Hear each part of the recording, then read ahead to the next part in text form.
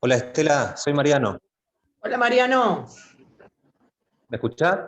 sí te escucho. Bueno, ahora yo voy a reenviar el ID porque ya se lo enviaron a los alumnos. Es raro que no se hayan conectado, Sí, porque por cronograma lo que decís vos tenés razón. Yo lo tengo, tuvieron ayer y hoy arrancaban. así que ayer tuvieron la plenaria, la de iniciación a las 6:30. Claro. Así que ahora yo reenvío el ID, ¿sí? Ah, por favor, porque veo que no.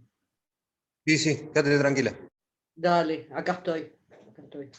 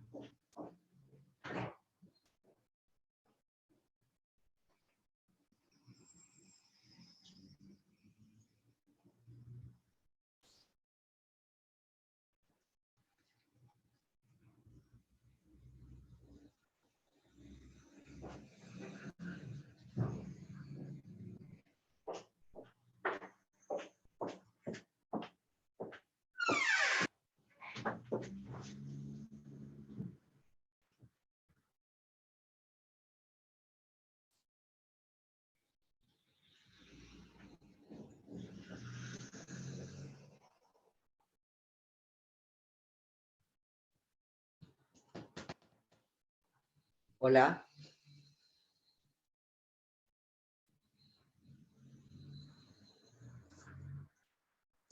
Estela, ahí van a Sí, reenviar el ID a los alumnos, no estaba enviado. ¿no? Y evidentemente no, porque la verdad que se me ocurrió recién, pero como nos piden el cronograma para generarlo, asumí que los estudiantes lo tenían. Sí, lo habíamos mandado nosotros la semana pasada ya todos los ID. Sí, nos lo enviaron a nosotros y a los estudiantes también, ¿no? Sí, sí, sí, a Ah, ok. todos.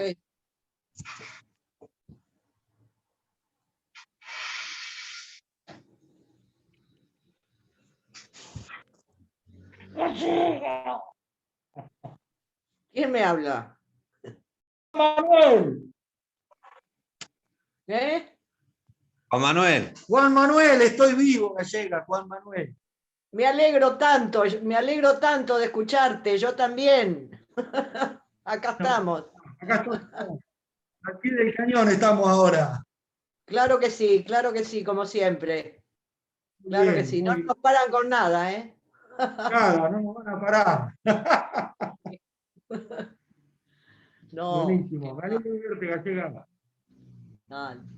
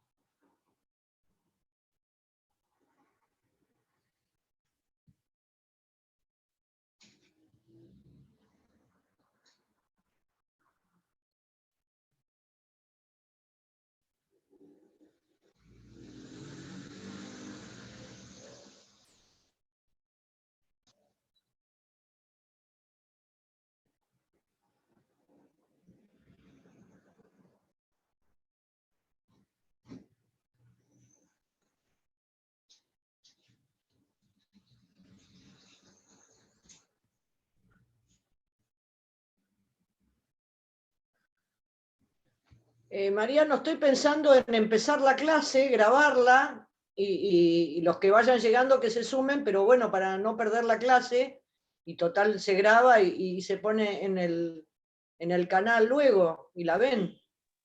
Dale, Estela, yo te dejo de anfitriona y empezá y ya la dejo grabando. Bueno, dale, fenómeno. Dale, gracias. No, de nada.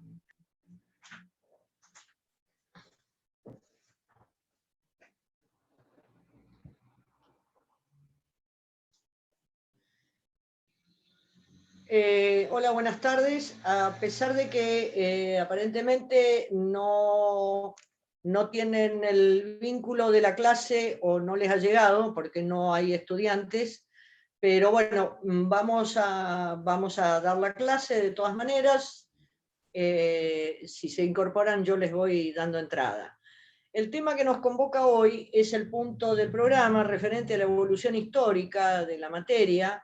Siempre la evolución histórica es un momento muy interesante en el abordaje de cualquier disciplina, en este caso de la nuestra, porque podemos ver un proceso, el derecho no escapa a esto, que las ciencias son un producto cultural, son un producto de construcción, valga la redundancia, cultural de los pueblos y de las sociedades, y de esta manera también porque se va construyendo capa por capa, y el progreso que podemos advertir, que tiene variaciones, o por ahí se pueden ver retrocesos y tal, pero no se concibe estas últimas etapas sin aprender, sin saber de dónde venimos, cómo se construyeron determinadas instituciones jurídicas. Es obligada siempre en nuestra materia, en el derecho, una referencia bueno, ahí están entrando, una referencia al derecho romano, y siempre se dice, que si bien es un gran aporte y es sin duda el fundamento de nuestra legislación, como se llama, continental europea, siempre también la filosofía griega y la filosofía presocrática fue el fundamento filosófico, de alguna manera, del derecho romano. Bueno, me alegro que ya vayan entrando al aula. Estaba comenzando con, digamos, los antecedentes romanos de nuestra materia. Voy a esperar unos minutos, así pueden ir ingresando todos.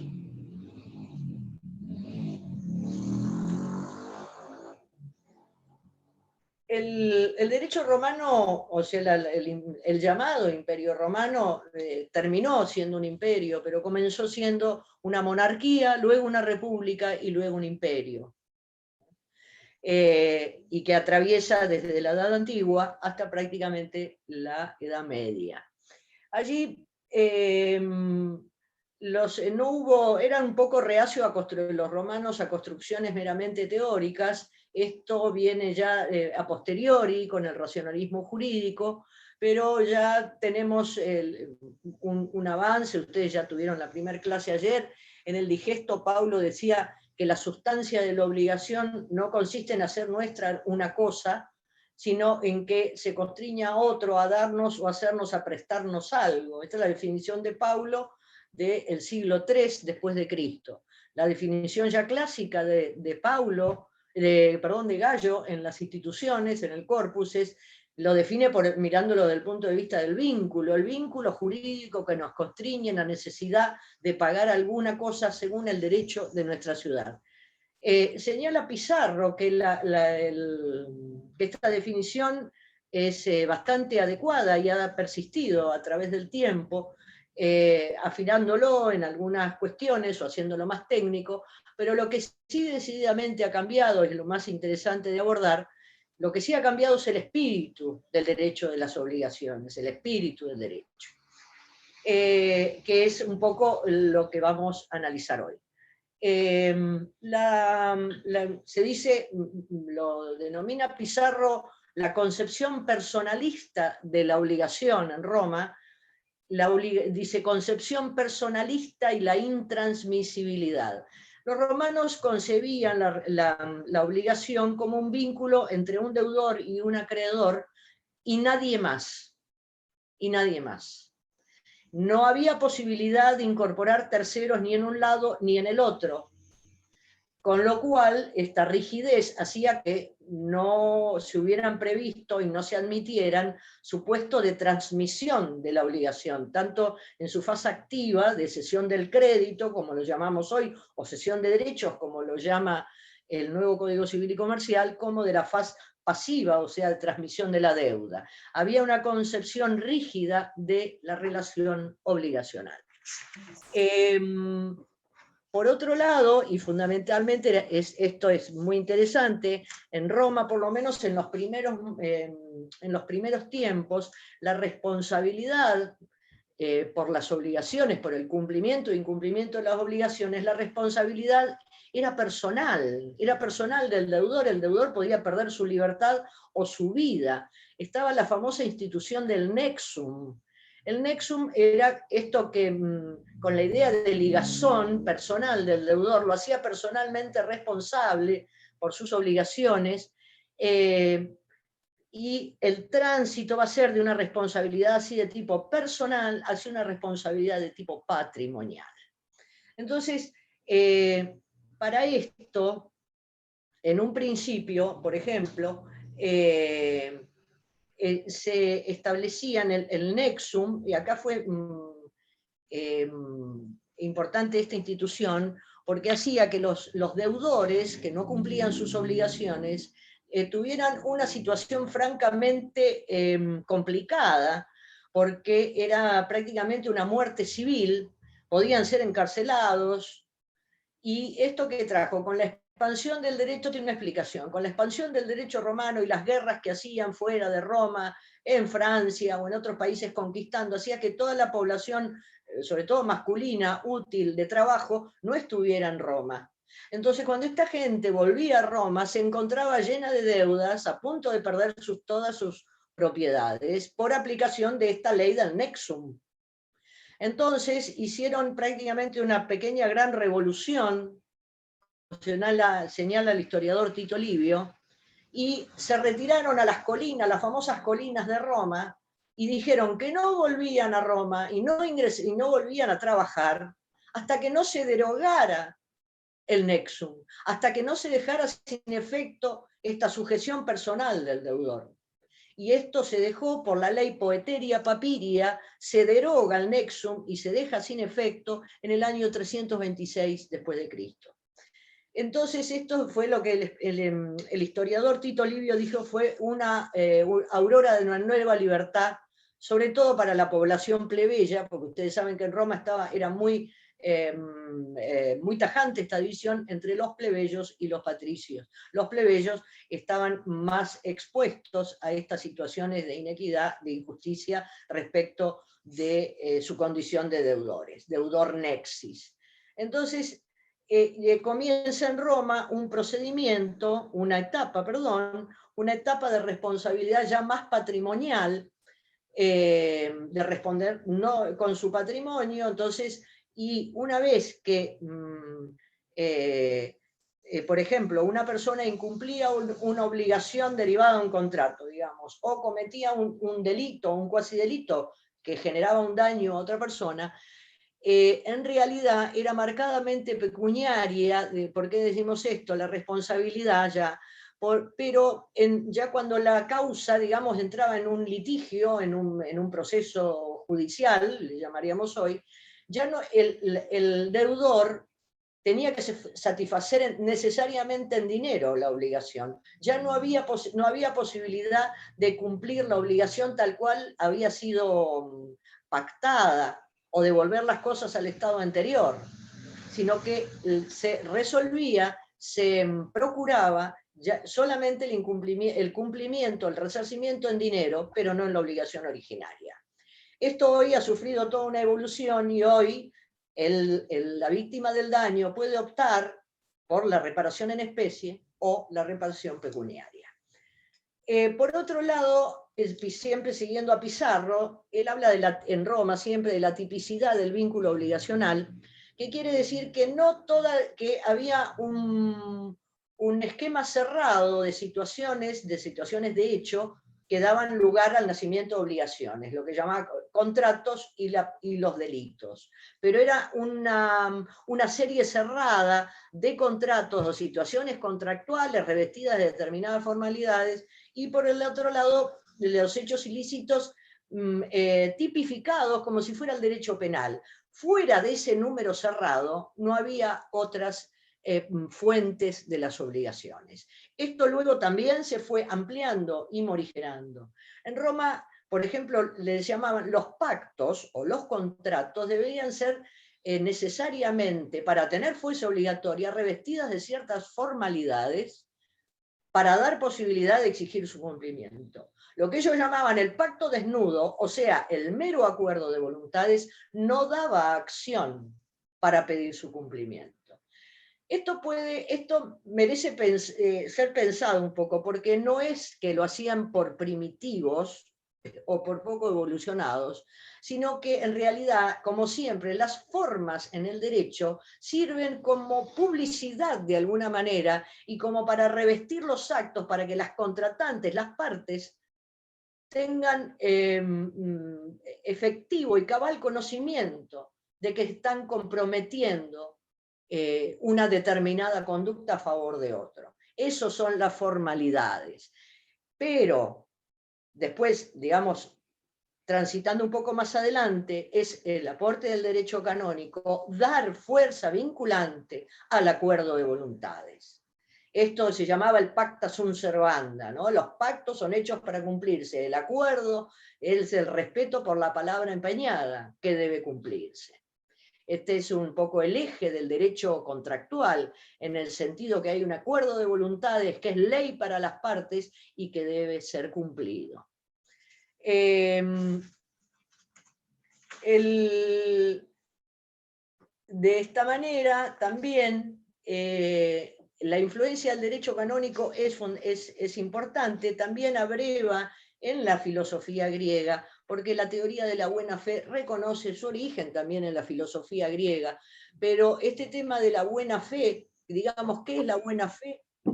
Es un tema fundamental en el derecho. Alguien dijo que la buena fe es al derecho lo que la asepsia es a la medicina. La buena fe es la creencia de actuar conforme a derecho. La buena fe es la creencia de actuar conforme a derecho. El pensamiento, esa subjetividad que lo que estoy haciendo se corresponde, está de acuerdo a la ley, que puede no serlo en la realidad.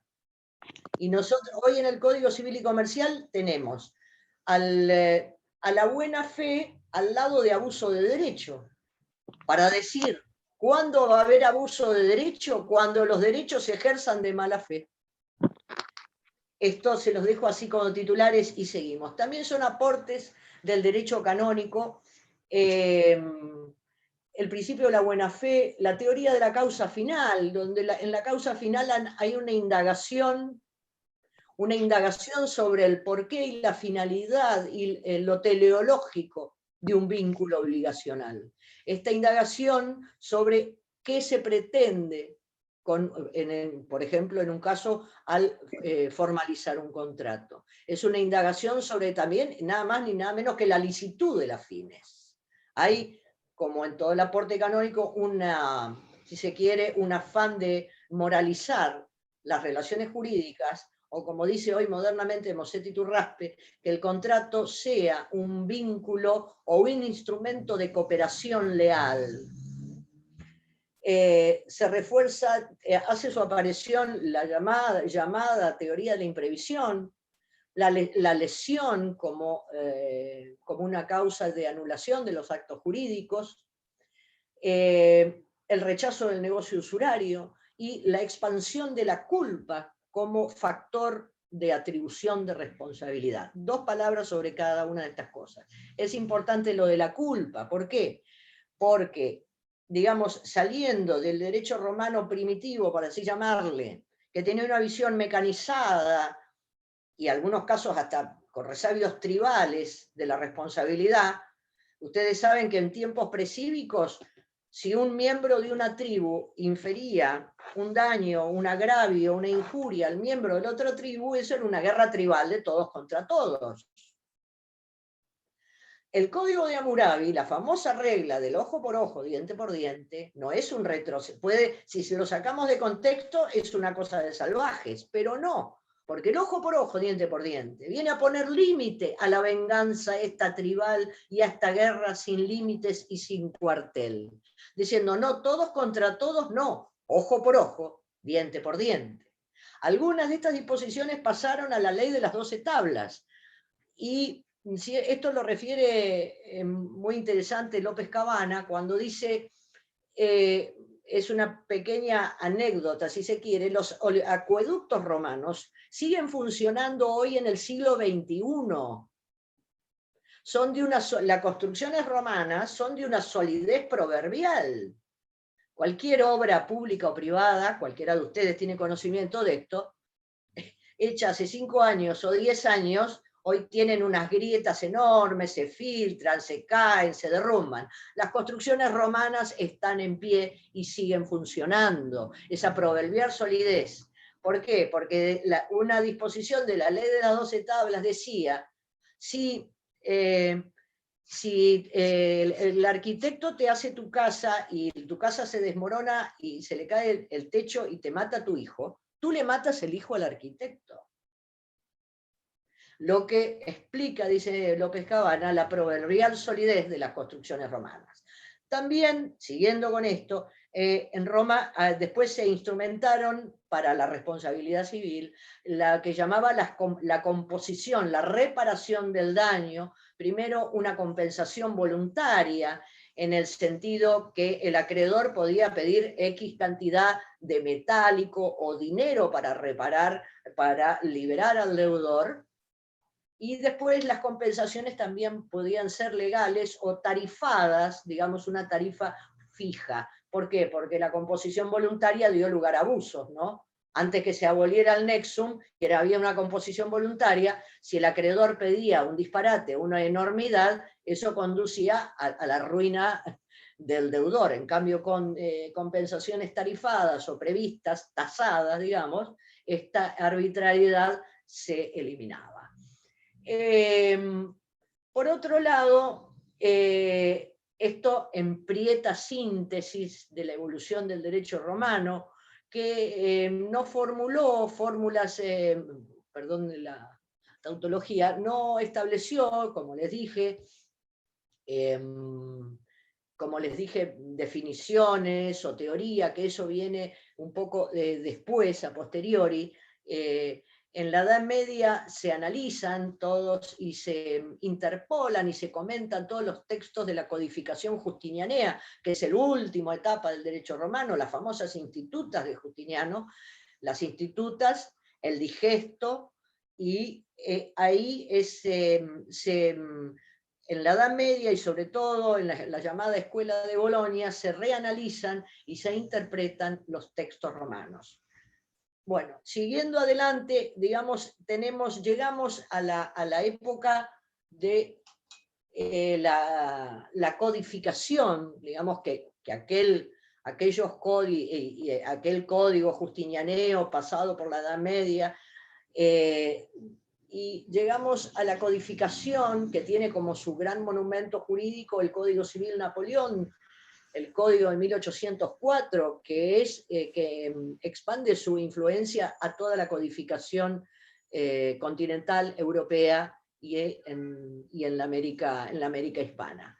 Y de corte, ya vamos diciendo algunos datos de esta codificación basada es racionalista, individualista y liberal, de acuerdo, y como no podía ser de otra manera, individualista, racionalista y liberal, acá de acuerdo al influjo importantísimo de la Revolución Francesa, que exalta y pone en la cúspide de la pirámide de valores la libertad de contratar, el ultraconsensualismo del Código Civil francés. Alexis de Tocqueville dice que la democracia liberal nacida a influjo de la Revolución Francesa privilegia la libertad y la igualdad, ¿no? Sobre todo, porque bueno, estas grandes fricciones sociales que que fueron previas a la Revolución Francesa, dice, en cambio la democracia americana privilegia más la libertad, y en cambio la francesa más la igualdad.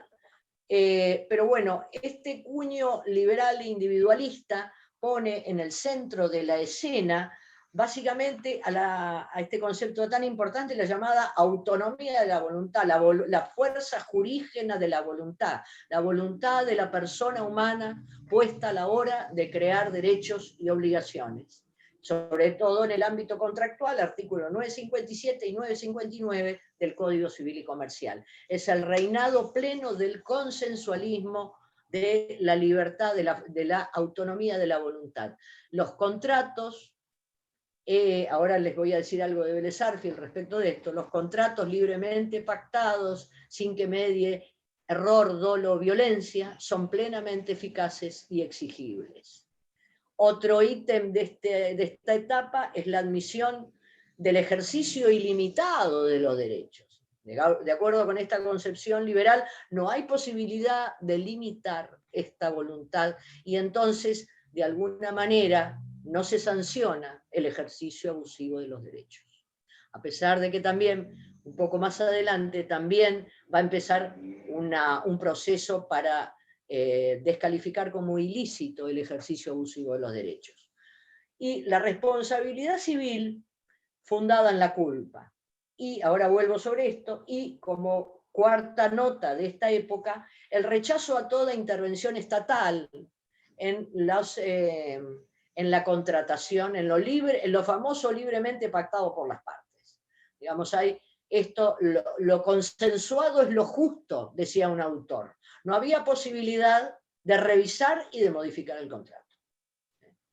Respecto de la responsabilidad fundada en la culpa, bueno, yo les venía diciendo que había un sistema, cuando contaba esto de los acueductos romanos y de las construcciones romanas, la responsabilidad era mecánica, no se miraba cómo se había ocasionado el daño. Si era un daño causado con intención, hoy le diríamos dolo, el dolo como inejecución deliberada de una obligación, o el dolo, en el aspecto de los actos ilícitos, como intención deliberada de dañar. Como decía el 1072 de Vélez Sarsfield, el acto ilícito ejecutado a sabiendas y con la intención de dañar.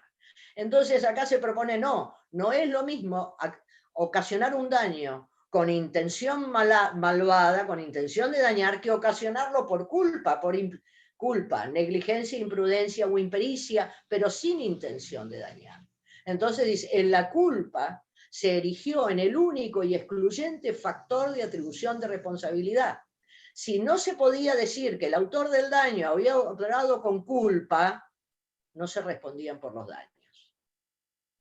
Y esto, de alguna manera, es lo que hoy le llama, Mosetti Turraspe dice que la consolidación del sistema capitalista europeo fue posible también gracias a este principio, y sobre todo cuando viene después la revolución industrial.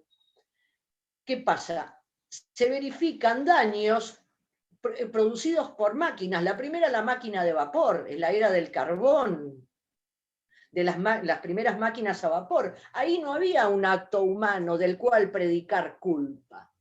Entonces, es estupendo no reparar los daños porque no había culpa.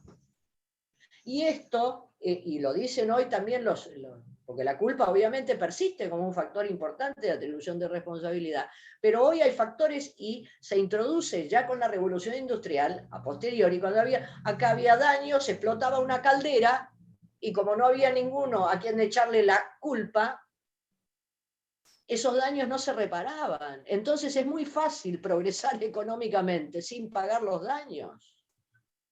Entonces nace la famosa teoría del riesgo, el riesgo provecho o el riesgo creado por la introducción en la sociedad de cosas potencialmente que generan un riesgo o una posibilidad de un riesgo o potencialmente dañosa por riesgo o vicio de la cosa, absolutamente objetivo, desvinculado de cualquier actitud culposa, porque se está cambiando progresivamente el enfoque del autor del daño a mirar más a la víctima del daño. de un daño injusto, que es injusto porque todo se trata en definitiva de la distribución de la carga económica del perjuicio. Se produce un perjuicio. ¿Quién lo va a pagar? ¿Y por qué? Entonces, esto también mismo Seti Turraspel, que critica esto y lo dice claramente, que se edificó sobre la culpa para que es en beneficio de los dañadores, en beneficio de grandes emprendimientos empresariales o industriales que, amparados en la responsabilidad solamente por culpa, es un bill, dice otra autora, un bill de indemnidad para la actividad industrial de esa época. Entonces, este sistema entra en crisis, desde luego, porque el siglo XX, digamos, lo que es la introducción, la era postindustrial, ya le vamos a llamar, un segundito,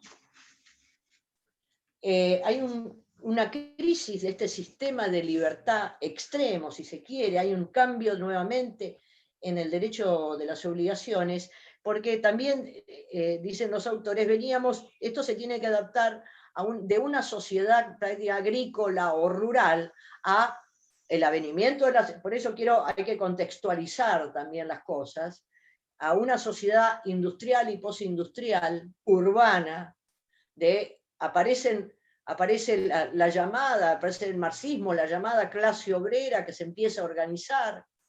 Entonces, y evidentemente las fuerzas del liberalismo económico, de que la oferta crea su propia demanda y que el mercado solamente con la libre circulación de los bienes, el mercado garantiza justicia, esto se cae como un castillo de naipes, porque la injusticia es palmaria con los grandes bolsones de marginalidad y de pobreza, y acá empieza lo que Ripert llama la presencia clara, blanco sobre negro, de los fuertes en una sociedad y los débiles. Esta dicotomía que persiste a través de los años y de la evolución de las sociedades, ¿no? Hoy voy a tratar de terminar esta clase hablando del experto y el profano, de los proveedores de bienes y servicios, de un lado, organizados empresarialmente, y del otro lado, el usuario consumidor masivo, cautivo de esos bienes y servicios, replicando este abismo entre los débiles y los fuertes, el experto y el profano. Empieza lo que se llama la producción en serie, y el consumo masivo del otro lado. Los que crean riesgos, dice, y los que deben soportarlos. Todo esta se empieza a la vez, como contracara de la contratación masiva, tenemos contratos estandarizados, contratos predispuestos por la parte predisponente fuerte, ante lo cual la autonomía de la voluntad, y que supuestamente el contrato es un acuerdo libre de voluntades entre dos partes que son iguales, no es verdad, no son iguales a la hora de contratar. Una parte, y ni hablar de una prestación monopólica, o de una posición dominante en el mercado. ¿De qué igualdad me hablan? Entonces acá sí fuertemente se cuestiona la autonomía de la voluntad, viene a ser limitada por la intervención estatal en los contratos, por la intervención de los jueces a la hora, por ejemplo, de decir, esta tasa de interés es usuraria, esta tasa de interés convierte en ilícito a la obligación por ilicitud del objeto, por ejemplo. O esta cláusula, en virtud de la cual se van a capitalizar intereses en forma acumulativa en un préstamo bancario, estas cláusulas son abusivas en términos del artículo, por ejemplo, 36 de la ley 24.240, de la ley de defensa del consumidor. Entonces, acá esta libertad contractual exacerbada y limitada ya está reducida por un orden jurídico protectorio de la parte contratante débil. Los contratos, porque este contrato predispuesto, ¿qué quiere decir? ¿Qué quiere decir? Que si yo soy la empresa proveedora de gas, por ejemplo, y el señor fulano de tal quiere un medidor de gas para su casa, bueno, entonces yo le digo, bueno, firme acá, no se discute nada. ¿Querés gas? Yo tengo la llave de gas, nadie más que yo la tiene. Así que si querés gas, este es el contrato y no otro. Si querés un préstamo bancario, este es el famoso firme acá. Entonces, el Estado deja ese papel pasivo y empieza una actitud más proactiva de protección para llevar un poco de justicia a las relaciones contractuales, por ejemplo, y también podemos ver ahora algo de lo extracontractual. Dice, tenemos producción, comercio y consumo en masa, a los que se responde con estandarización de los contratos, o sea, todos los contratos son iguales. Hay contratos conexos, porque las empresas fragmentan desde la producción hasta el consumidor, se fragmenta toda la producción para bajar costos, lo que lleva a un autor a decir se fragmenta el proceso productivo y también se fragmenta la posibilidad de reparación y de reparar los daños ocasionados. Pero me estoy adelantando. Pasamos de una economía, dice, repercute en se empiezan a estudiar más las obligaciones de dar y de hacer, que estaban un poco relegadas, se revitaliza así y se introduce en muchas legislaciones el abuso de derecho, se incorpora la lesión como vicio de los actos jurídicos, se incorpora la teoría de la imprevisión, se objetiviza la responsabilidad civil. En el Código de Vélez fue el famoso artículo 1113, que dice que desvinculado de toda subjetividad y de toda culpa, dice, cuando el daño sea ocasionado por el riesgo o vicio de la cosa, el dueño o guardián debe responder. Y solamente se puede liberar con muy limitadas posibilidades, acreditando que el daño se produjo por otra causa. Nada más.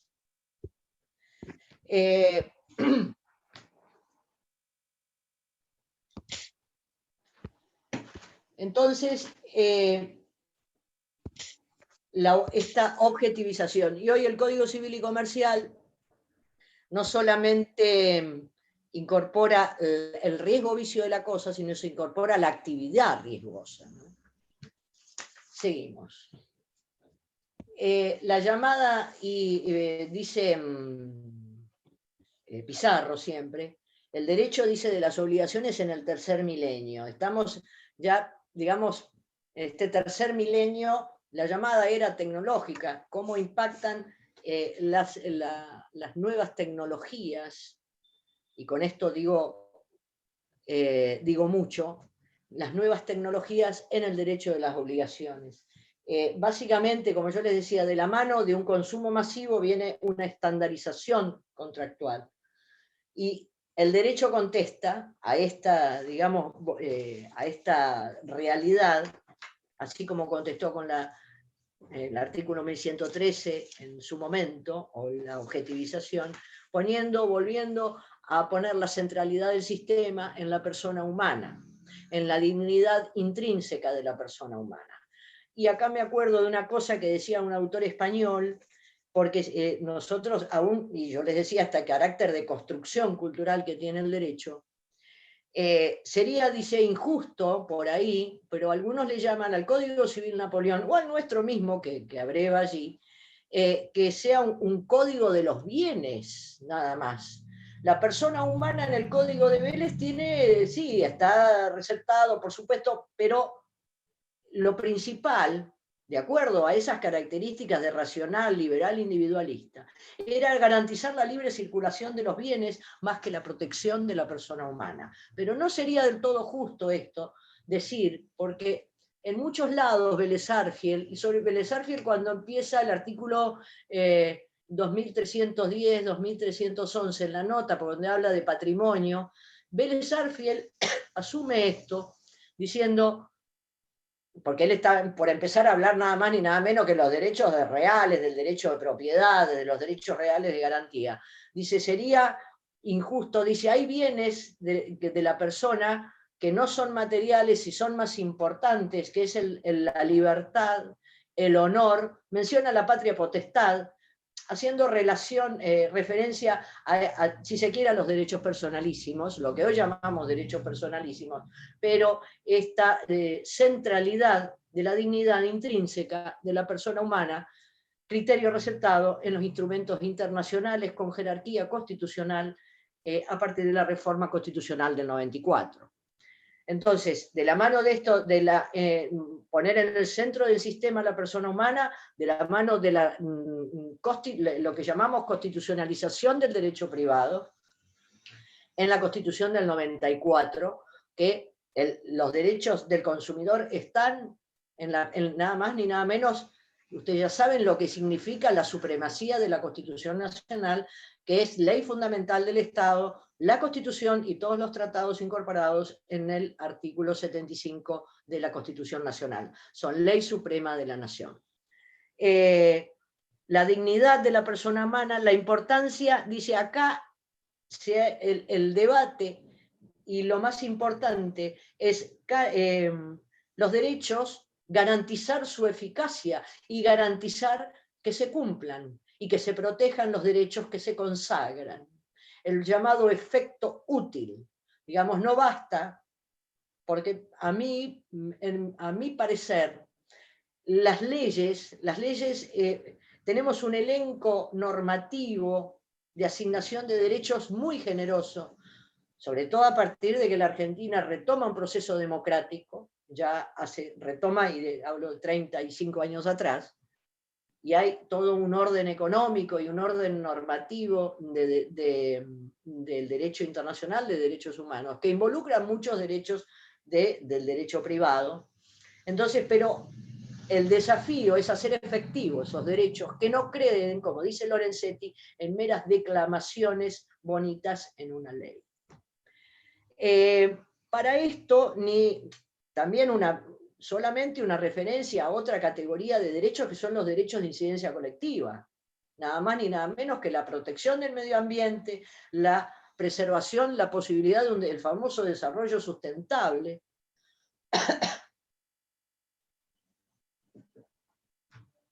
Y de acá, de la mano de esto, Pizarro pone como notas importantes de progreso, digamos, del derecho de las obligaciones, el tema de la prevención del daño. Hoy se incorpora entre las funciones de la responsabilidad civil, no solamente con el Código de Vélez, era un número cerrado de delitos, de delitos o de cuasi delitos, para obtener una reparación. Hoy ya es atípica la ilicitud. La ilicitud va a ser causar un daño sin que medie una justificación de ese daño. Esto es el 1717 del Código Civil y Comercial. ¿Qué es la antijuridicidad? La antijuridicidad es causar un daño sin que medie una causal de justificación, básicamente. No buscarla una antijuridicidad específica o formal como en el Código de Vélez. Entonces, pero siempre la responsabilidad civil iba como detrás del daño. Bueno, se produjo el daño, que tenemos mecanismos para reparar el daño. Pero hoy avanzamos y vamos más para atrás, que no es una idea totalmente novedosa, la famosa prevención del daño. Para que no suceda, como dice el dicho popular, después que el chico se ahogó, María tapó el pozo. Hoy vamos a tener acciones concretas, preventivas, para que se tape el pozo. Y sin ir más lejos, esto es la realidad. Ustedes pueden ver, y lo vamos a ver en algún momento de la materia, la acción preventiva, por ejemplo, les cuento, en un municipio de la provincia de Buenos Aires, los vecinos, todos los postes de luz, o en Mar del Plata pasó también, herrumbrados en la base, se cae el poste de luz, lastima a una persona, rompe un coche, rompe un local. Entonces se pidió como acción preventiva que el juez le ordene a la empresa encargada de las luminarias, en este caso, que tome medidas urgentes y repare los postes dañados o los cambie por postes nuevos, porque no queremos ir detrás del daño, queremos evitarlo, queremos prevenirlo. Y acá también con fundamentos importantes en una cuestión económica, de análisis económico del derecho. La prevención tiene costos, pero sin duda va a ser menos costosa que la reparación del daño. Entonces se habla también en esta idea de propiciar elementos para reparar el daño, la proliferación de lo que se llama microsistemas de responsabilidad. De un sistema madre en el Código Civil y Comercial de reparación de daños tenemos microsistemas. Tenemos el microsistema del derecho de los infortunios laborales, que tiene una ley específica para reparar el daño sufrido por el trabajador. Y que tiene determinadas pautas. Y que es, si la enfermedad o el accidente se produjo en el ámbito del trabajo, se va a aplicar ese microsistema. Si los daños se produjeron en el tráfico aéreo, en un avión, el Código Aeronáutico también tiene un microsistema para reparación de los daños ocasionados en el transporte aéreo. De la misma manera, en el derecho de la navegación. Son todos microsistemas.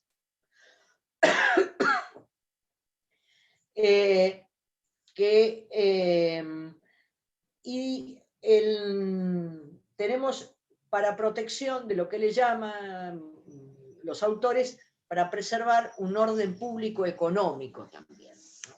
Que esto se ve en el tema de las obligaciones dinerarias, en el tema de la tasa de interés, porque se considera que vulnera el orden público las tasas de interés exorbitantes, excesivas, usurarias, por ejemplo. Respecto de la protección de la persona humana, ya se venía trabajando en jurisprudencia y en doctrina en la protección de la imagen, de la dignidad, el honor, la intimidad, la identidad, el derecho a la libertad de pensamiento y expresión. Del lado de los microsistemas tenemos como herramientas, reitero, la responsabilidad objetiva, con pocas o limitadas eximentes de responsabilidad, y la necesidad en la instauración de seguros obligatorios. El más conocido, el seguro de responsabilidad civil obligatorio para la circulación vehicular, que es una situación, la siniestralidad vial. Yo me quiero sacar, y les propongo, sacarnos de la boca la palabra accidente. Porque el accidente lleva a decir que las cosas suceden fortuitamente, entonces cada uno que asuma su daño y no reclame nada. Y sobre todo, habida cuenta de los graves daños que ocasiona la siniestralidad vial, y que es, si no me equivoco, entre la franja etaria que los involucra la mayoría de ustedes, entre 18 y 20 y pico, 30 años, es la primer causa de muerte y de lesiones graves en la gente joven.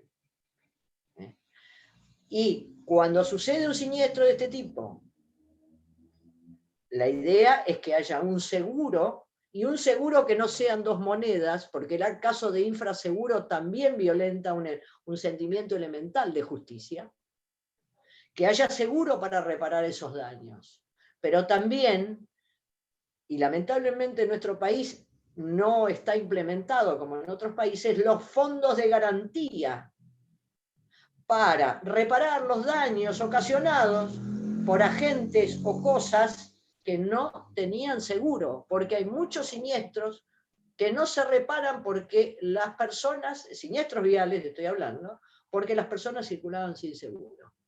Lo que involucra de alguna manera la responsabilidad estatal, porque es el Estado el que me obliga, y correctamente, por supuesto, a tener un seguro. Pues no tengo seguro, ando alegremente por la calle, ocasionando daños, ¿y quién los va a pagar? Entonces, ahí en el derecho del seguro se estudia y se propicia todo este tema de los famosos fondos de garantía, pero no está implementado en nuestro país hasta el momento.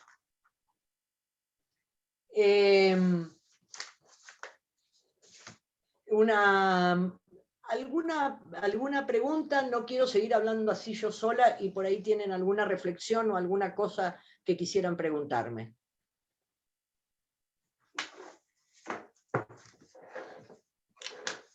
Pregunta a la 1, pregunta a las 2, pregunta a las 3. Yo les ahora voy a pasar a analizar en detalle una cuestión de análisis económico del derecho, en la evolución de las obligaciones, pero por ejemplo, en la nota al artículo 943 de Vélez-Sarsfield, voy a minimizar un minuto la pantalla porque les voy a leer lo que dice esa nota. Allí Vélez-Sarsfield dice que no va a poner la lesión enorme o enormísima como vicio de los actos jurídicos, y empieza diciendo que no lo va a poner porque hay mucho desacuerdo en todas las legislaciones sobre cuándo hay lesión, qué porcentaje, cuándo es desproporcionada la prestación respecto del intercambio, de lo que se haya comprado o adquirido. Entonces a él le genera como mucha inseguridad poner la lesión, porque decir, ay, me pagaron la famosa evidente desproporción de las prestaciones. Un anciano que vende, que no, ya dejó por ahí de tener real dimensión del valor del dinero y vende su departamento, lo vende en $5.000, por ejemplo, ¿no? Entonces, pero bueno, Vélez dice, es tal la variedad de soluciones en el derecho comparado, dice que no lo vamos a admitir, no lo vamos a poner como una causa de nulidad. Y finalmente, para rematar con esta frase, 9:43, dice, finalmente, dice Vélez, dejaríamos de ser responsables de nuestras acciones si la ley nos permitiera enmendar todos nuestros errores o todas nuestras imprudencias. El consentimiento libre, prestado, sin dolo, error ni violencia, y con las solemnidades requeridas por las leyes, debe hacer irrevocable los contratos. Esto se los quería leer porque es, digamos, una frase y un concepto que muestra claramente este pensamiento del racionalismo liberal individualista del siglo XIX.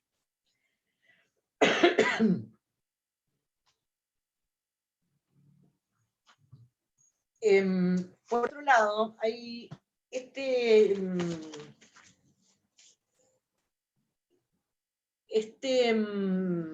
bueno, lo que más o menos este primer panorama lo di, me parece que hay 5 preguntas acá, a ver, un minutito. No teníamos el link de ingreso. Yo envié el cronograma ya la semana pasada. Acá Benavides explica que recién dan el link. Evidentemente no lo habían pasado, porque entré unos minutos antes y vi que no había nada, entonces desde Bedelía les pasaron el link. Bueno, afortunadamente pudimos dar la clase. Recién nos pasan el link. Bueno, fenómeno. Este es el link para todas las clases de la Comisión Plan 88. Por otro lado, ahora, digamos, hay una autora que se llama Graciela Lovese, que tiene mucho escrito de derecho al consumidor y que de alguna manera es, digamos, la última etapa que podemos advertir en esta evolución del derecho a las obligaciones. Es un artículo que está en el campus, que yo lo puse. El artículo se llama De la intangibilidad del capital a la intangibilidad de la reparación. Esta es, digamos, arranca la autora dice, digamos, que desde hace un tiempo se vienen fortaleciendo, ha adquirido mucho desarrollo lo que es llamado análisis económico del derecho, y para que busca también, digamos, analizar la solución de la reparación de daños desde el punto de vista también del impacto económico que el daño produce y quién se va a hacer cargo de este daño. Esto ya lo decía López Olaziregi, porque decía, bueno, acá hay 2 fuerzas que se encontraron y se generó un daño. ¿Quién se va a hacer cargo de ese daño? Y contextualizado esto en esta sociedad posmoderna, de la era tecnológica, dice, de alguna manera le llama a esta etapa las transacciones en un mercado en red, ¿no? La famosa web. Esta famosa red, y de ahí la palabra reticular, que la actividad empresarial se maneja por redes, fragmentando los procesos de producción, y que del capital, dice, ya la vinculación entre prestadores y usuarios es cada vez menor, la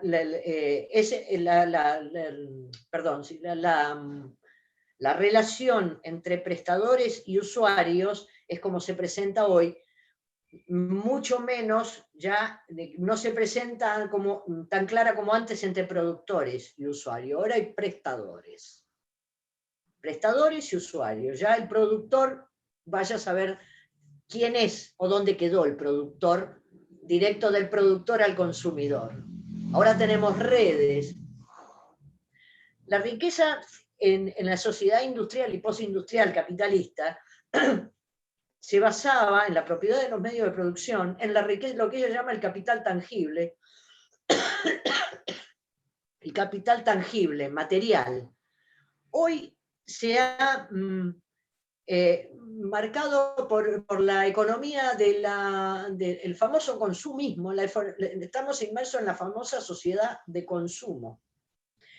Esta famosa sociedad del consumo de la mano de una marcada obsolescencia, de la economía de la velocidad, le llama. Por la obsolescencia, marcada obsolescencia de los productos. De ejemplo clásico, los celulares, la tecnología en general tiene una vida muy corta. Ya hay ya hay 5G. Ya con 3G, con 4G ya sos antidiluviano. Esta economía de la velocidad. Entonces, ¿qué hace esto? Esta economía de la velocidad hace que, espero poder explicarme, que se reduzca los bienes tangibles, se reduzca la producción porque no se quieren quedar con stock, porque eso es pérdida.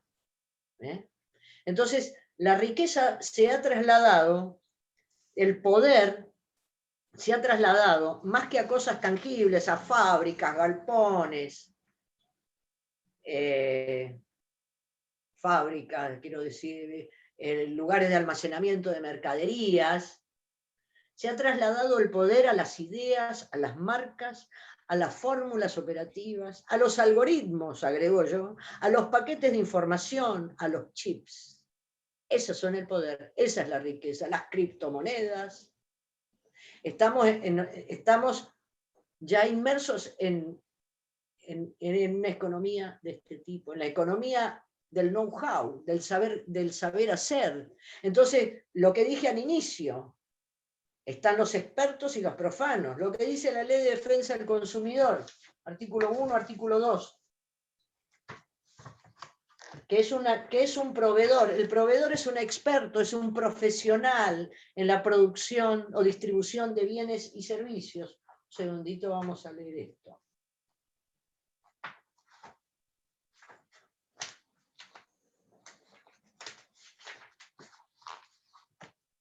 La ley tiene por objeto la defensa del consumidor, del usuario, como el usuario o consumidor como destinatario final, no el que lo va a usar para otro proceso a su vez. Pero quiero ver proveedor. El proveedor es un profesional. Un segundito, Proveedor, artículo 2, toda persona física o jurídica de naturaleza pública o privada que desarrolla de manera profesional, aunque sea ocasionalmente, actividades de producción, montaje, creación, construcción, transformación, importación, concesión de marca, distribución, comercialización de bienes y servicios destinados a consumidores usuarios. Todo proveedor está obligado al cumplimiento de la presente ley. Acá tenemos una réplica de lo que Ripert llamaba los fuertes y los débiles. Tenemos de un lado un proveedor profesional y de otro lado un consumidor o usuario. que sobre todo una de las obligaciones fundamentales es una información adecuada y veraz, como dice la Constitución Nacional. El consumidor en la relación de consumo tiene derecho a una información adecuada y veraz. Es la época del Cyber Monday, del Black Friday, de Hot Sale. ¿Qué es el Cyber Monday? ¿Qué es el Black Friday? Entrega del auto garantizada con la tercera cuota, dice el Cyber Monday. Bonificación del service, dice el hot sale, de compras el auto, si compré, pero apurate, porque todo rápido, mañana la oferta se cayó. Que esto de la economía de la velocidad, esta oferta es dura 1 hora la oferta.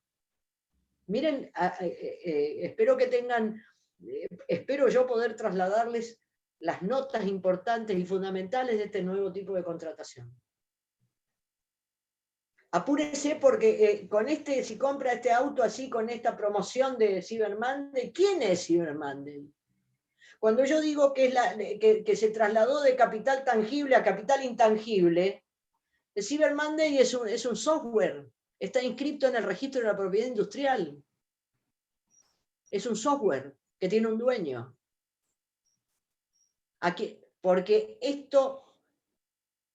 Porque la actividad empresarial reticular, monopólica, muchas veces, con un abuso de posición dominante, que hoy este tema del abuso de posición dominante está en el artículo 9 del Código Civil y Comercial, que el Código Civil y Comercial, la Ley de Defensa del Consumidor, la Ley de Defensa de la Competencia y la Ley de Lealtad Comercial, estos son los 4 pilares de la protección de la contratación de nuestro derecho.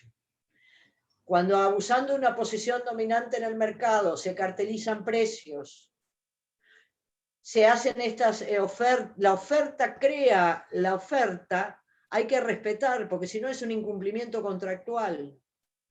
Y después cuando el consumidor va a reclamar, se encuentra con muchos personajes y nadie le reconoce, no, conmigo no hizo contrato conmigo usted, le van a decir. ¿Usted quién es? No, porque yo me compré en la agencia de la esquina porque había una promoción con el service. Ah, pero yo soy Ford, yo con usted no hice ningún contrato. Acá vamos más allá del contrato, acá vamos a la relación de consumo. Lo de redes, uno lo fabrica, como el cuentito, uno lo fabrica, el otro lo promociona y el otro lo financia. Esta red que beneficia a todo el grupo proveedor, no puede transformarse, o la ley no ve como valioso que se transforme en una fragmentación de la responsabilidad ante el consumidor. Entonces, dice, pasamos de una economía, en la era industrial, de una economía de escala, la producción en serie, el forismo, a una economía de la velocidad. Vivimos ya, nos han cambiado los módulos de tiempo. Vivimos en una sociedad así apremiada por el consumo de cosas que no necesitamos y por la velocidad. Che, te mandé un WhatsApp y no me contestaste. Y pasaron 3 minutos, pasaron 4 minutos. Te mandan al teléfono, usted se ganó un Volkswagen Bora. ¡Ay, no me diga! En la rifa de la Kermés. Me llama, te llama al teléfono y te dice, dígame. ¿Quién habló? Una consulta. Por Valentín, favor. ¿cómo le va? Sí, Valentín. Buenas tardes. Buenas Digo, tardes. con todas estas promociones que duran 1 hora, el Black Friday y el Cyber Monday, ¿no se está viciando el discernimiento del comprador en este caso, la intención? Porque creo que algo de la 24240 recogió y, bueno, está la posibilidad esa a veces de traer en el tiempo el sí que uno pone, cliqueás y después te das cuenta que te metiste en una cuenta que no la puedes pagar y... Sí, claro, digamos, ante el derecho no es un sistema perfecto. El derecho, el neófito, no nosotros que estamos en una facultad de derecho, no se identifica con la ley, con la justicia. El derecho nos da herramientas para salir al encuentro del abuso, el derecho a retractar ese contrato, que para Vélez Sarsfield sería impensado, ¿no? Pero, y sí, porque me agarraste acá en mi casa, arreglando una pérdida de agua, o que se me rompió un vidrio, o que se me lastimó mi hijo, o un accidente doméstico, y vos me venís a vender una hidrolavadora divina de cuarta generación que tira 5 chorros, por ejemplo. ¡Ay, qué linda! ¡Ay, para lavar el auto! Bueno, sí, dame. ¡Ay, qué linda! ¿Cuánto? 50 gotas de 30 pesos, qué sé yo. Y mira qué linda la hidrolavadora para regalarle a José para el Día del Padre. Y la compraste. Y José te dice, pero déjame de jorobar, que más gasto que la tarjeta, que tal. Ay, bueno, está bien, no, me retracto, no quiero el contrato. Lo pensé mejor.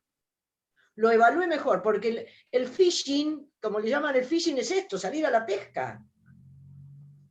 Ay, mirá qué lindo la hidrolavadora o la mini pimer de colores, ¿no? Entonces te salen a la pesca uno, y aparte te van a buscar, vos no vas al negocio. El e-commerce, claro. no, yo no demonizo nada, pero analizo los abusos cuando generan situaciones no queridas y claramente injustas y abusivas. No sé qué estaba por decir. En este caso, dicen los especialistas en derecho del consumo, vos no vas al negocio a comprar la hidrolavadora, que vas con José para regalársela, que la eligen, que los modelos. Ellos vienen a tu computadora, a tu teléfono personal. No está el mostrador y que vos salís, vamos el sábado de la mañana, paseamos y vemos si compramos una hidrolavadora de acuerdo a nuestro presupuesto, en fin. Entonces, esta nueva contratación a nuevos hechos, nuevo derecho. Esto también está en las notas de Vélez Sarsfield, ¿eh? Primero vienen los hechos, la realidad, y bueno, el derecho va tratando de no perder el pulso de la realidad, para que los contratos, sobre todo, como dicen, respeto, porque me gusta mucho el pensamiento de Mosetti Turraspe, el contrato debe ser un instrumento de cooperación leal, no un instrumento para arruinar la economía de la gente. Pero bueno, sí, es muy atinada tu observación, porque el derecho del consumo sale al encuentro de estas situaciones de inequidad. Por ejemplo, artículo 36 de la Ley de Defensa del Consumidor es la que habla, porque la cláusula abusiva, el abuso de derecho, que desde ya les sugiero que incorporen ejercicio abusivo del derecho. Lo que es abusivo es el ejercicio del derecho, la forma en que se ejerce determinada prerrogativa. Entonces, eso fulmina de nulidad la cláusula que se trate, y después viene el segundo paso de eso, esa cláusula que se nulidificó, se integra el contrato de acuerdo a las normas de orden público, porque esas cláusulas abusivas violentan el orden público del consumidor. Entonces se tienen por no escritas y en vez del abuso va la ley protectoria. Por ejemplo. 36, mira, acá está, por ejemplo. No, 37. 37 es, sin perjuicio de la validez del contrato, y te dice una serie de cláusulas que son típicamente abusivas. Las cláusulas que desnaturalicen las obligaciones y colimiten la responsabilidad por daños. Las cláusulas que importen renuncia o restricción a derechos del consumidor y agranden los derechos de la otra parte. Las causas que contengan inversión de la carga de la prueba en perjuicio del consumidor. En caso que el oferente viole el deber de buena fe en la etapa previa a la conclusión del contrato, su celebración, el que transgreda el deber de información o la legislación de defensa de la competencia o de lealtad comercial, tendrá derecho a demandar la nulidad del contrato o de una o más cláusulas. Y el juez declara la nulidad e integra el contrato si fuera menester. Entonces, a estas situaciones, sí. a mí este texto de Graciela Lovese dice, me gustan más las preguntas, y viene hablado bastante, y bastante lata y información que les di, que está en todos los libros, pero en la Argentina se consolidó la sociedad de consumo en los años 90. También se consolidó un proceso de desocupación impresionante y lacerante de la más fina sensibilidad en nuestro país, a partir de los años 90. Todo eso forma parte de la realidad. Con la privatización de empresas públicas, precarización laboral. Dice esta autora, ¿cuál habrá de ser la reparación a que tendrán acceso los consumidores y usuarios damnificados en el presente siglo? ¿Cuál será, le llama, los accidentes del consumo, accidentes masivos de intoxicaciones con fármacos, con aceites, el famoso caso del aceite de colza en España? La información defectuosa que llega a un número indeterminado, a ocasionar daños a un número indeterminado de personas y que da lugar a reclamos vía las acciones de clase, que le llamamos, las class action, las acciones de clase, porque las empresas, por ejemplo, la empresa de celulares, pícaramente, se equivocó en la facturación en 50 centavos. Pero bueno, 50 centavos, déjalo. Y resulta que los 50 centavos lo tenés que multiplicar por 30 millones de usuarios. Flor de negocio. También, tengo tantas cosas que me iba acá, y un tema fundamental es la incorporación a través de la Ley de Defensa del Consumidor en la 24240, reformada por la 24361, que incorpora los daños punitivos, el famoso daño punitivo del artículo 52 bis de la Ley de Defensa del Consumidor. Es una pena privada que se discute mucho su incorporación al derecho civil, porque la noción de pena es ajena al derecho privado, la noción de pena es del derecho penal, del derecho público. A pesar de que hay algo de pena, por ejemplo, en esa famosa institución que es la cláusula penal, ¿no? Pero esto es una pena privada, 52 bis, cuando se dice que los usuarios o los proveedores han actuado con evidente menosprecio por los derechos de los otros contratantes, y que el proveedor, no obstante, hacer un cálculo de lo que les va a costar pagar los daños, prefieren pagar los daños a modificar su manera de trabajar. Entonces, cuando esa es una, vamos a leerlo, el 52 bis, que se le pone, que es una multa que tiene que ser importante, porque una multa a una empresa multinacional, una multa de 2 millones de pesos, no le despeina y no le hace modificar sus conductas. Entonces, hay mucho escrito sobre esto, muy interesante. El proveedor que no cumpla las obligaciones legales o contractuales con el consumidor, obligaciones legales o contractuales, a instancia del damnificado, el juez podrá aplicar una multa civil a favor del consumidor, la que se graduará en función de la gravedad del hecho y de las más circunstancias del caso, independientemente de otras indemnizaciones. Cuando más de un proveedor, bueno, serán todos solidariamente responsables. Dice, cuando son del derecho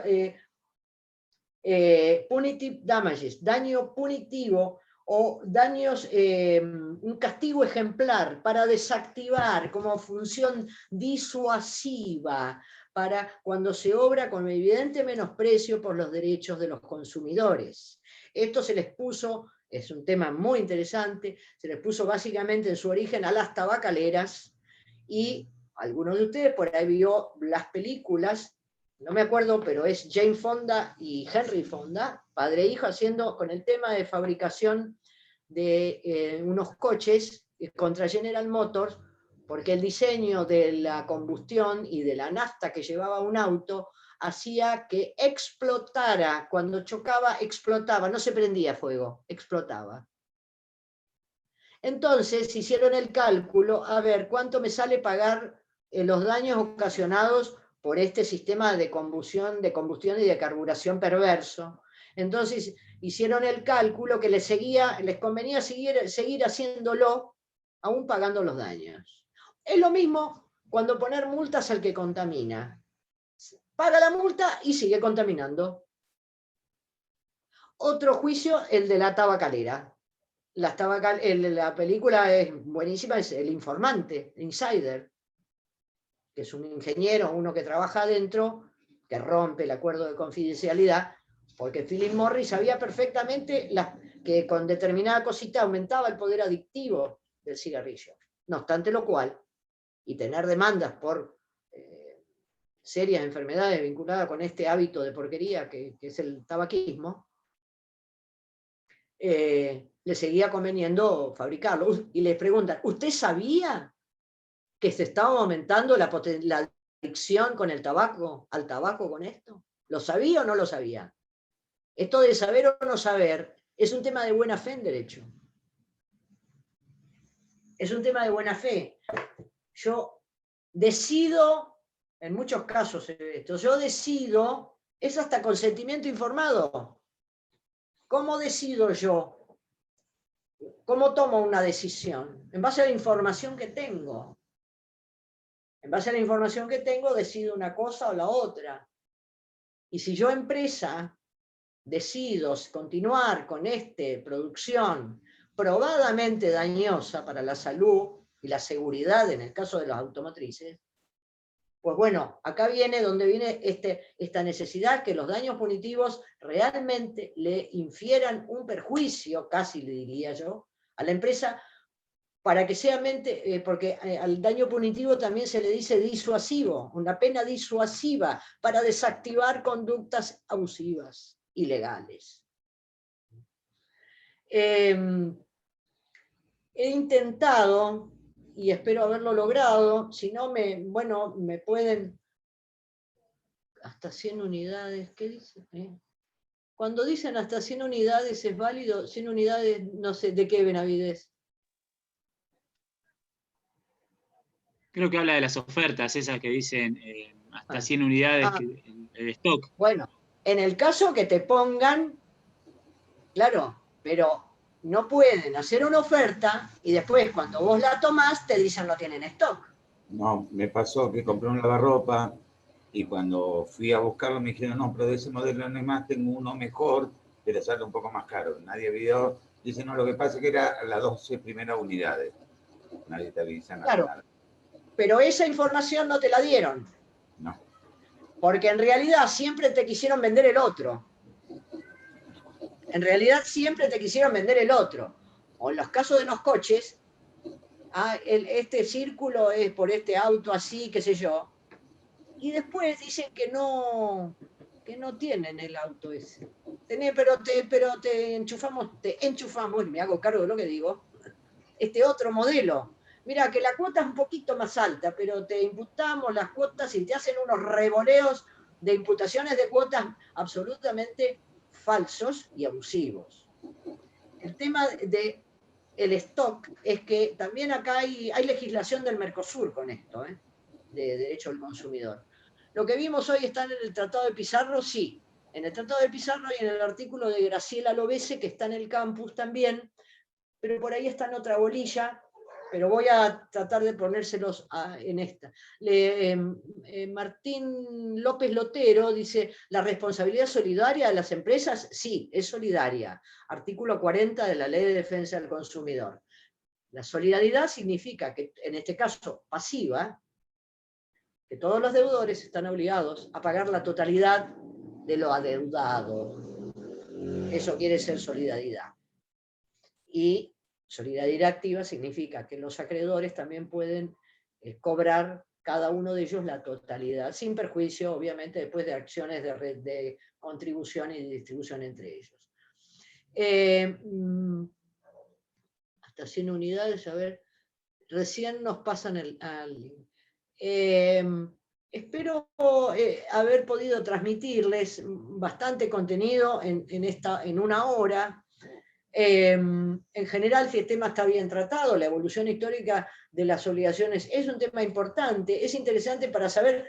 Empezamos hablando del nexum, de la sujeción personal del deudor con su libertad, con su cuerpo, con su libertad. Después pasamos a una etapa y continuamos en una dinámica de responsabilidad patrimonial. Digamos, este gran principio del derecho privado, y es un punto de la bolilla, y está en el Código Civil y Comercial, que el patrimonio es la prenda común de los acreedores. Prenda común en el sentido que es mi patrimonio lo que responde por mis deudas, no mi libertad, ni mi persona, físicamente hablando. Hablamos del nexum, de la responsabilidad, del patrimonio, y pasamos de una sociedad industrial, postindustrial, a la era y a la responsabilidad por la era, del tercer milenio de la era tecnológica, en la producción por redes y en la estandarización contractual. Lo cual cierra, digamos, con un principio también incorporado en el Código Civil y Comercial, que es la prevención del daño, y esta famosa, y el tema de derecho del consumidor, que incorpora el tema de la posibilidad de pedir la nulidad del contrato, de pedir el consumidor el daño punitivo para el proveedor que incumpla deberes y obligaciones de fuente contractual o legal. Para construir, aspiramos, para construir lo que un autor de derecho laboral que llama Capón Filas llama un derecho con rostro humano, porque es la persona humana el epicentro del sistema. Y como tal, acreedor a una reparación integral del perjuicio, integral o plena del perjuicio, que está en el artículo 1740 del Código Civil y Comercial. Dicho lo cual, si no... Bueno, gracias Lucio, muchas gracias, me deja tranquila que hayamos empezado con buen pie. Usualmente las clases de los jueves las da la doctora Pioletti, pero tuvo un inconveniente de último momento y la doy yo. Yo voy a dar clases los días martes, los días jueves la doctora Pioletti, los días viernes la doctora Moreno Duá, y de acuerdo al cronograma tenemos, bueno, aparte de las clases plenarias, tienen con el doctor Brum, Pago, con el doctor Ambos tienen Mora, y queda algún miércoles que vamos a utilizar para algún tema, porque quiero poner un poco más temas en esta parte, porque si no la segunda parte es por demás extensa, que va todo lo de responsabilidad, prescripción y transmisión de las obligaciones. Pero bueno, algún miércoles quiero aprovechar para incorporar temas a esta primera parte para aligerar la segunda parte. Estoy a disposición de ustedes, nos comunicamos por el campus, cualquier inquietud que tengan, les sugiero fervientemente que vayan estudiando la materia día a día. Es extensa, es muy larga, pero bueno, es muy interesante y es uno de los ejes, las obligaciones de los ejes del derecho privado. Dicho lo cual, les doy las buenas tardes, un gusto compartir con ustedes, nos vemos en la semana que viene. Chao, profe, gracias. Adiós, gracias a ustedes, que sigan bien, adiós.